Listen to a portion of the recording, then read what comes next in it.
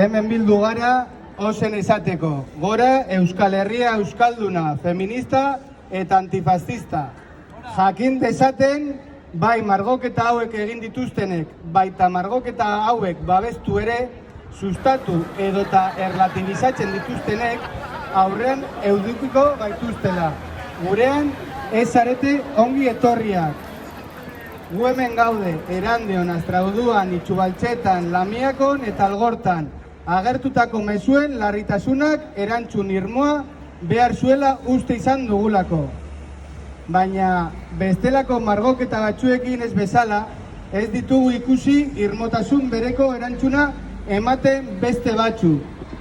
Alderdi batzuek egindako deklarazioetan faxismoa seinalatu eta marra gorria ezarri beharrean, ezer gutxi esaten dutenen deklarazioak egin dituzte.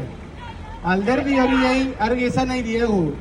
Ez du balio gurean eraso fascistak egonik, euskal hiztunok, emakumeon eta abertzaleon kontrako mehatxuak tarteko, ultraeskuina eta frankismoa babesten dituen alderdi batekin batera ez ere ez dioten deklarazioak sinatzea.